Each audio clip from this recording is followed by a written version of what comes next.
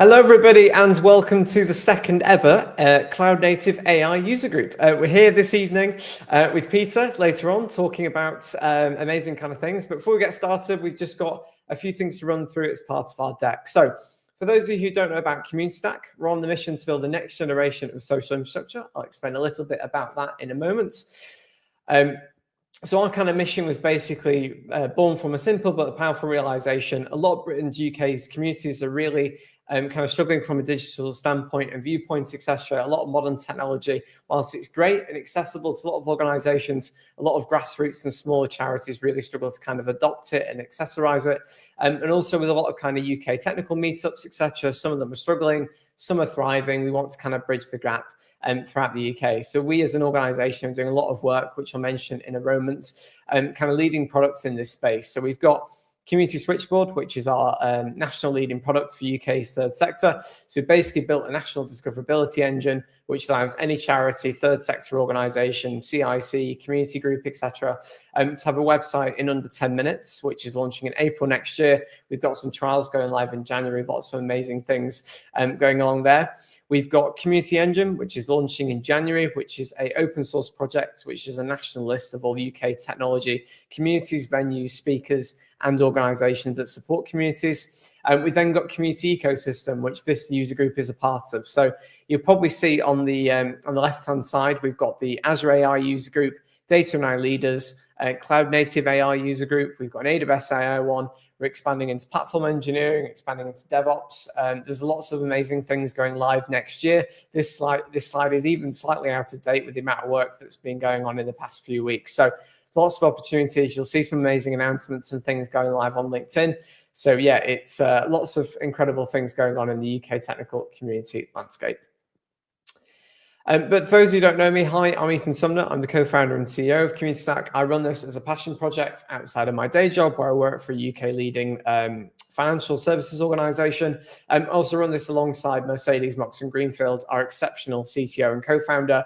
She's a former UK robotics champion and a massive kind of passion for accessibility, etc. So between us, we're two South Yorkshire innovators on a mission to try and improve the UK's technical, UK in general's community landscape. You can join our Meetup Pro network, and please do, because I don't know for anybody who's used Meetup, but they have recently increased their fees, so we're trying to get as much use out of it as possible. There's a Meetup Pro network with all the kind of communities that we own and operate on there. It's completely free to join. We're running several events next year. This is the last one for this calendar year, so thank you very much for anybody who's attended any of the events this year. We do appreciate it.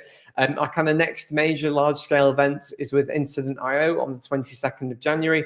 Next year in London, we've got some awesome speakers planned, including Dylan Radcliffe, who works for Overmind. Yeah, lots of opportunities, lots of things to get involved with.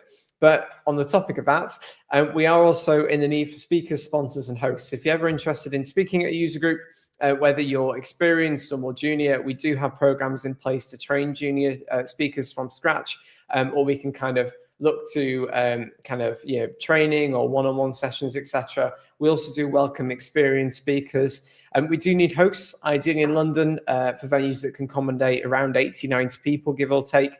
We are also open to small and larger, depending on that kind of size. And we do appreciate, we are pretty much booked up until March next year, but we do have 1 or 2 slots across the entire ecosystem remaining. So that's enough from me. Over to yourself, Peder, for your session this evening. If anybody has any questions, please feel free to put them in the chat and we will showcase them at the end. But for those who don't stay to the entire end, one last thing I just want to say, thank you very much for supporting all the community work that we've done this year. We do really appreciate it. And hopefully you have a fantastic Christmas or New Year or whatever you choose to celebrate this time of year. Thank you very much. Right. Thank you. Happy to be here. And my name is Pedersen. I am a principal developer at Saxo Bank, and I have a background in game development before I started doing fintech. And my start with MCP was back when it was about a month old or something like that, when I built something called MCP.net, which I started building pretty much as soon as MCP was announced. Eventually, that became the foundation of the official MCP C# SDK, which Microsoft took over and is running, maintaining now, and I'm a contributor and a collaborator on it. I am also one of the maintainers on the MCP Financial Services Special Interest Group, and I'm generally active in the MCP development community. So that's a bit about me. I'm an MCP geek, you could say. And this talk is about using MCP to power agents. So perhaps we should start by defining what is an agent, because there are a lot of definitions of an agent, and it's something that I'm sure a lot of companies and organizations, teams have struggled with. I know we've had discussions internally where we couldn't really agree what an agent was and what the right terminology was. And you see some of the examples here. And it doesn't really help that there are a ton of agent frameworks that use the term slightly differently. But eventually, this is a definition that I think you could say that a lot of people have arrived at. That an agent is a model that has instructions and context, it has tools, and it runs in a loop. There may or may not be a user interacting with it. And one of the key things making this possible and making it so that we don't have these many definitions of what an agent is that the models are now inherently agentic. If you go back like a year, the models had trouble calling tools in a loop. They would call them once, then they would ask the user for feedback. You couldn't really get a model to do this kind of act-observe loop. So this is a definition of an agent I'll go by today. And I know there are some people who talk about shallow and deep agents, and that's a completely different topic, which is also interesting.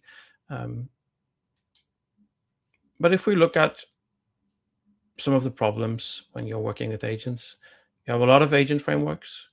You can very easily get locked into a specific framework, a specific vendor. You have language barriers. Even if you use MCP, that removes some of those language barriers. You still have data science people and machine learning people with a background in Python. You have other developers in an organization that have different backgrounds.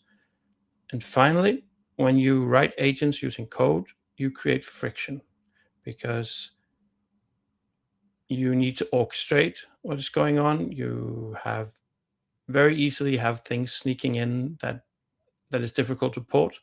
And generally, code is just kind of a problem. And this is also a cloud native user group. So I'm sure there are a lot of people here who will be happy at what I propose here and what I think is a great way to build agents. Because there is a better way than writing all this code and getting locked into frameworks. And that is using the Model Context Protocol. Everyone knows the Model Context Protocol. A lot of people know it from how it can power tools. If you don't know it, then here is a turbo primer. You'll probably have to go read up on it to understand it. And if you don't, then you should probably go do that, pause this video, and return to it later. But let's say you do have a decent understanding of MCP, then this should make sense. MCP is a way for applications, services to provide context to a model. It doesn't actually state how you should run the model. You don't even need to run a model. It doesn't say how you should implement your tools. It wires tools and other kinds of context together with LLM or other AI-based applications. A lot of MCP servers wrap an API. Like you've probably used, if you've used MCP, you've used the GitHub MCP server or another one that to some extent is wrapping an API or a CLI tool. But it is more than just tools. And one of the use cases where we have had a lot of benefit from MCP is for internal architecture. This is where inside a trust boundary, you have both the agent and the MCP server. So it is not in a situation where you have an external client connecting to your MCP server. It is not a situation where you have one of your clients, that could be VS Code, or it could be a chatbot, or whatever you run in your company, connecting to an external MCP server. It is where you control both parts, the agent and the MCP server. That enables a lot of architectural patterns and a lot of orchestration patterns. Examples of where this could be useful is, let's say you have a chatbot and you want to connect it to a data source. So this is your own chatbot, which is the agent inside the trust boundary. You have your own MCP server, which connects to your own internal APIs or data sources. Sometimes people will say this is a bad idea. And I've been told that you should not tell people why they're wrong, but you should tell them why you're right. And so why would you want to bundle? Why would you not want to bundle tools in the agent runtime? Why would you want to use MCP? And there are 3 reasons. First off, you can reuse tools without distributing shared code libraries. For those of you who are developers, you know how painful it can be to distribute internal libraries in an organization. You need to make sure that everyone updates to the right version. There's a lot of work in that. And you also have compatibility issues if there's a lot of different languages in use or different framework versions and all that kind of stuff. So it enables microservice for agents patterns. It is also polyglot, which is what I just mentioned with the languages. So people, developers, can write tools in the languages they are good at. And finally, this is a big one, I think, the runtime stays simple. If you bundle the tools with your agent, then it becomes complicated. Then you have a lot of code. Then you have an artifact, a service to maintain. And generative AI is already considered high risk in a lot of sectors. So the simpler we can do this, the better.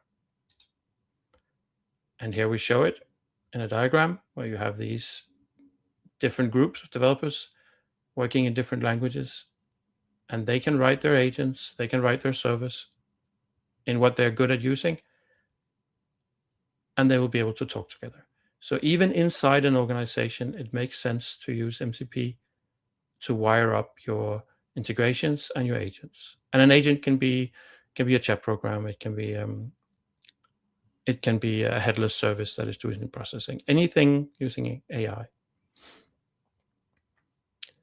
So if we go back to what I talked about earlier with agents as code, which is what I sort of indicated I'm not too fond of, it could look like something like this, where you have some code that defines what MCP servers you want to connect to, defines what model to call, and then it begins the loop by sending the user message and parsing it and doing all that stuff. But what if you could do this instead? If you are a cloud native person, then this looks familiar, right? This is configuration. This is exactly the same as we had in the last slide. So all this code, all this boilerplate, we've turned into configuration. Now, this isn't particularly revolutionary. People will use configuration for the applications often. So this is just the first step.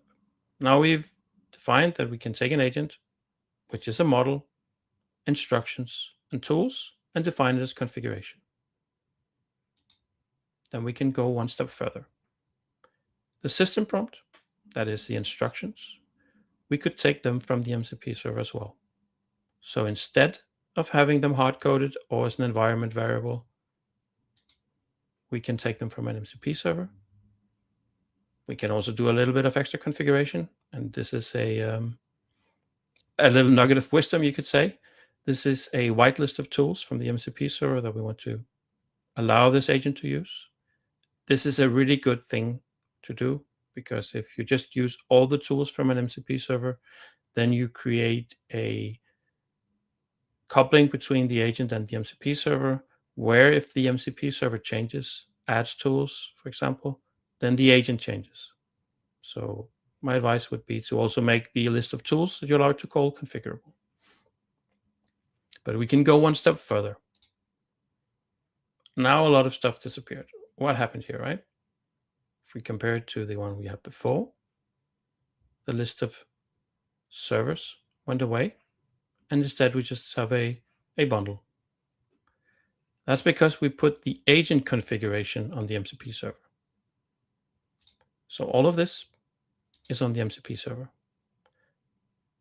And that means that a client can just connect to an MCP server and it can get everything that defines an agent and run it. Now, this might be a step too far for some people, and it's perfectly fine to just stay in this world where you configure the agent, and that's good enough. Declarative agent is a really powerful construct. This is something you can do. It makes sense in some cases. And then there's the extreme version, where you don't even specify the resource where you find the agent. You just give it an MCP server, which would be an internal MCP server. So basically, an agent as an MCP server. And what happened to the config? How do we find it? Well, we can use the concept of a well-known URI, which in this case would be agent config YAML. And this would be something you define in your organization and in your architecture. It is not part of MCP. It is just an internal contract. And that highlights one of the advantages of using MCP internally, that you can define these implicit contracts and enable discovery and integrations that you cannot do with third-party clients or servers. So just to recap what happened, I covered how agents are a model, instructions, tools, running in a loop until it has completed its task or found the answer for the user. We saw how that was a lot of code, in practice a lot more code than I showed, and how we can turn that into configuration. I also showed how we can do various patterns with this configuration and have it completely on the MCP server. And as I said, if we want to get off before the last stop, that's perfectly fine. And also, now you probably want to know, how do I actually run these? Because I've just shown some YAML, and you can't run YAML. Oh, there's a little bonus, because if you read the summary of this talk, there was something about brand new features in MCP. This was back when I thought up the concept for this talk. I thought this one would be in the latest version of the MCP spec. It is not yet. It is a so-called SEP, Specification Enhancement Proposal. So it might become part of it, it might not. I think there is a very good chance something like this will be part of it. And that is where an MCP server can advertise its capabilities and its resources. And I've cut out some of the JSON here, but it would mean that an MCP server could advertise, I have a file called agent config, and then in your internal infrastructure, you can connect to it and you would know straight away what agents are available on it. And you could even define your own protocol to allow you to have multiple agents on an MCP server. There are many ways this could be used. It has to get into the protocol first, but that was just a little bonus. Okay, I want to backtrack a little bit. If you, depending on how well you know MCP, you might wonder, why not use prompts for the system prompt? Like, why is this crazy person using a resource for the system prompt? And there is a very good reason for that. The prompt feature is mostly there for things like prompt libraries, because it only has user and assistant roles. It doesn't have a system role. And you generally don't want a list of messages as your system prompt. You want a single message. You want some data or content, which is exactly what is in a resource. So resources are the best capability, in my opinion, to make agent instructions data-driven. But I think it's a good one to cover, because it seems really, really counterintuitive that prompts are not the capability of choice.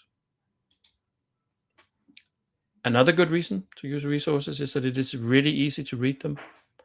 When we have a connection to an MCP server, all we need to do is provide the URI. And they also support URI templates through resource templates. So this is just a really good primitive for that. Finally, we return to the matter of how do we actually run this. And if we step back to when we were writing code to run agents, why do we have this agent runtime?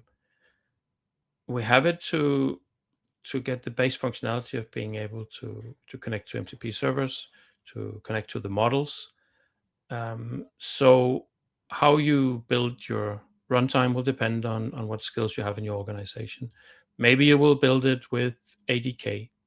Maybe you will use an existing agent runner like Cagents, or you might use something like Goose, because there are a lot of runtimes and frameworks that can already use YAML files to drive agents. And the ones that cannot, it doesn't take that much to implement it. And finally, you might also want to create adapter layers so that your MCP server exposes multiple YAML file formats so that you can switch between runtimes. And this whole idea of having agents be declarative and not code, it's not just something I cooked up. If we look at Goose, Cagent, ADK, Microsoft Agent Framework, a lot of people are making these data-driven. Here are some examples and more. And this looks very familiar to anyone who's worked with Kubernetes and with config-driven infrastructure. Okay, that was a bit about why I think this is a great idea, a little bit about the different patterns you can use when you have declarative agents. Now I'm going to share some experiences that we've had using config-driven agents, declarative agents. And one of the really, really good things is that it makes evaluations so much easier to run. Evaluations are when you have an agent, you have a model, MCP servers, and you need to see how well they perform against the task they're going to do. If it's a chatbot, you might want to test if it can actually answer the questions it's supposed to answer in the right manner. If it is a task agent, you want to see if it carries out the tasks that you want it to carry out. And in order to do that, you need to be able to run the agent in a pipeline, ideally, in the same manner that happens in the live environment. If your agent is a lot of code, then you need to run a lot of code. If your agent is declarative, and it's configuration, then it is the same runtime whether you're doing evaluations or whether you are running it. And even if they're different ones, it becomes much easier because you can document what it is that you're testing, and you know that your evaluations will give the same result as the live one. And it also becomes much easier to evaluate your MCP servers because you don't have complicated logic hidden in code. And something we actually saw that was that this makes it a lot easier to do optimization using evals, where you have a code agent, you give it the declarative agent, you give it the evaluation data set, it runs it, it gets a score, then it tweaks the instructions, it runs the evals again, and without having to do anything but edit the configuration, you can see the evaluations get better, see the agent get better, and that is a much faster way to optimize than hand tweaking the instructions with humans and running these evaluations in different contexts. So that worked really well, and I encourage anyone who doesn't have something like this to try and set it up. If you can't set it up, then figure out what do you need to make into configuration to be able to do this. Because our experience, we found that the instructions, the system prompt, that is a big part of the secret sauce of a good agent. You really want to be able to see the effect of changing your system prompt.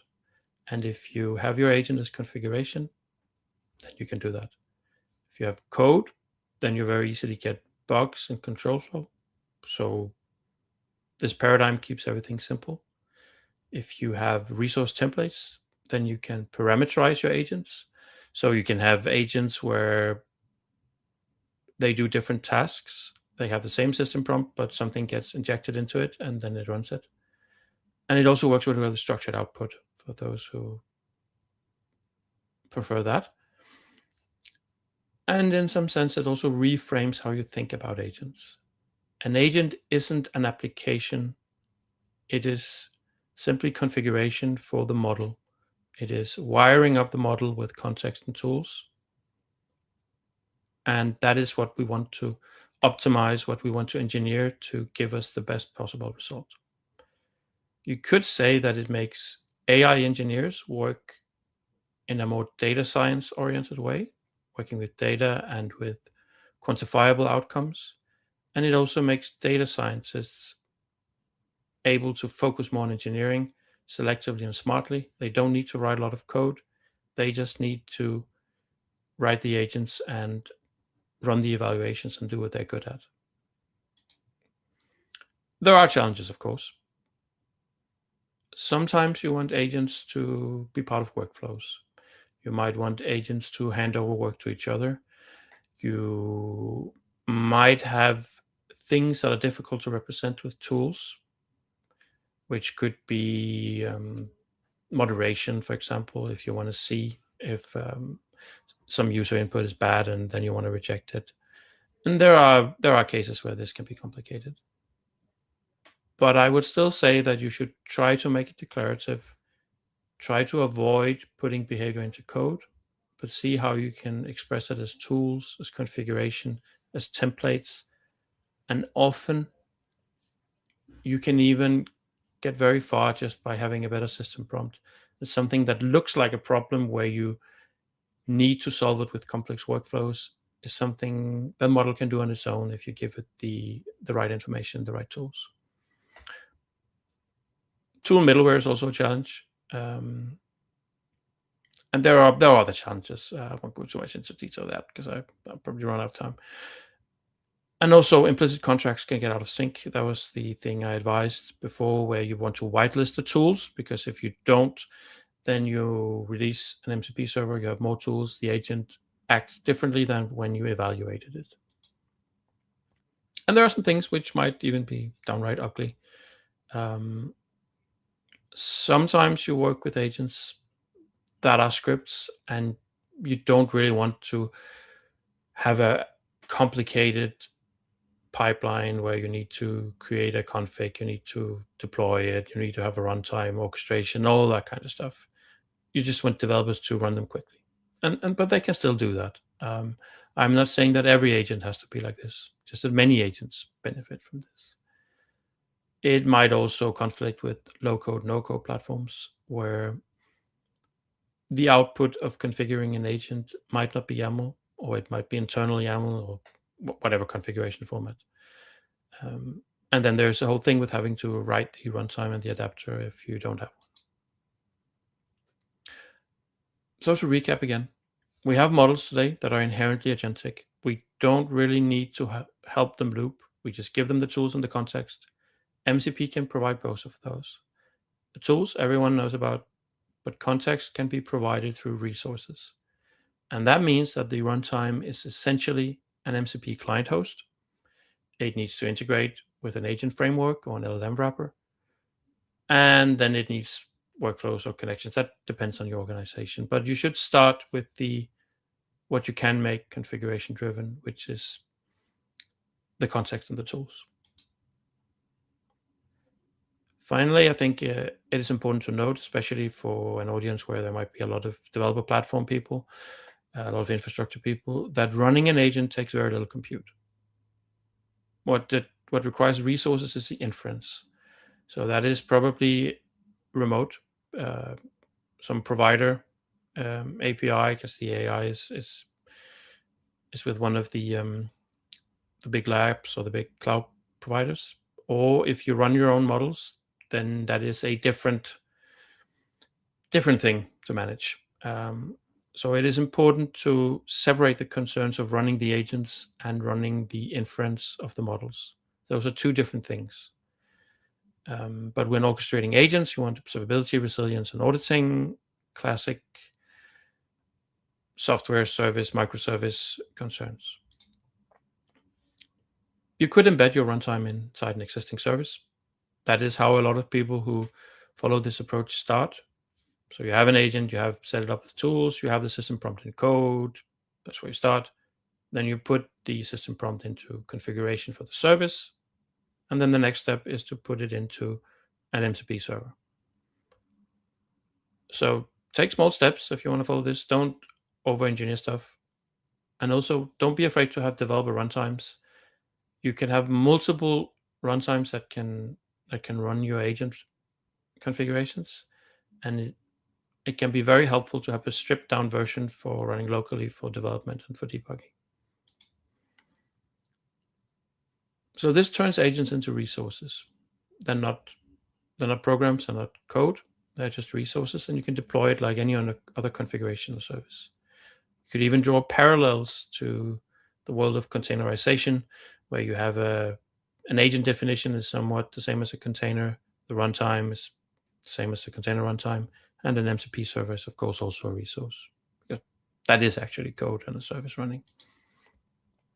And this enables all of the patterns that are so good from the cloud native world that we already know: scaling, A/B testing, multi-tenant deployments, all this stuff.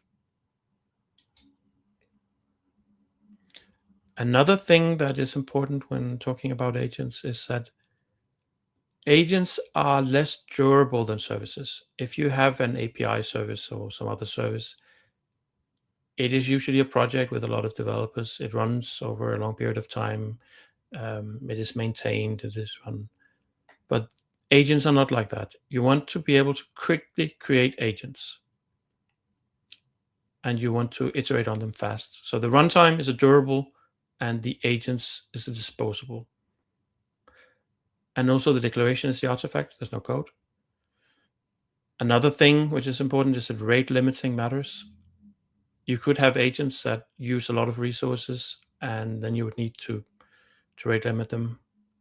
Authorization is difficult. You have the agent identity. You have the user that is starting the agent or conversing with the agent. They have an identity, and you have a service identity inside the MCP server and inside the runtime. And it is very important that resources are accessed with the right authorization. So even if you have infrastructure that handles all of this, there are complexities about which identity to use for a given agent. So if we return to the original definition of an agent, where you have instructions, context, tools, running in a loop, acting, observing until it is done, you could fold all of these together and say it is just a model and context, which means that the model context protocol is perfectly designed to power agents, because MCP is about context, and everyone knows tools, but there's other kinds of context, like a resource, which could provide the instructions for an agent.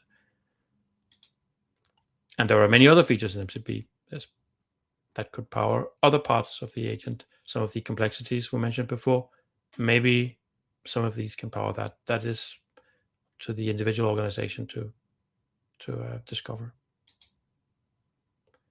Finally, AI technology is moving so fast that we cannot have paradigms, cannot have services that are slow to develop and to iterate on. We need to move fast. So the more we can decouple, the more we can use configuration over code, the better. I'm a developer. This has been a somewhat technical talk. I love code, but I do not want code in my agents. Sometimes I cannot do without. That's okay. But you want as little code as possible.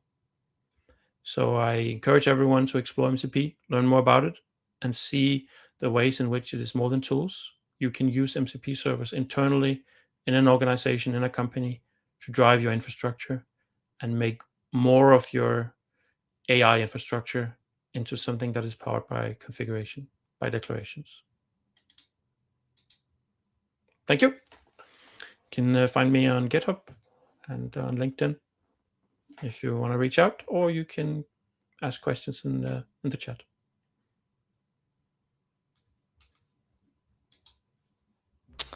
Sorry, my phone. Perfect. Thank you very much. That was really, really interesting. Cool. We'll give it a few minutes and see if anybody's got any questions. Put the banner on. There we go.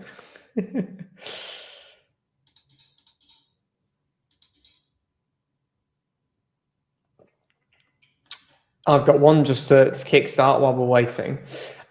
What's been your favorite kind of use case of MCP? What's the best one that you've seen? That has actually been its internal infrastructure one, because it is great to use stuff like Playwright and use stuff like all these things that are coding tools. There are MCP servers that interface with Kubernetes as well. But when you use it as part of internal infrastructure, that allowed us to do stuff like this optimization loop I talked about earlier, and also deploy our agents how we would deploy infrastructure, really. Nice. Cool. Perfect. I'm afraid we don't have any more questions, but please feel free to reach out independently. But thank you for everybody who joined us this evening. We hope to see you at the next year for all our other future events. And thank you, Peter, for speaking this night. We do appreciate it. So yeah, have a fantastic Christmas and New Year, and we will see you all next year. Thank you. Thank you. Bye. Bye.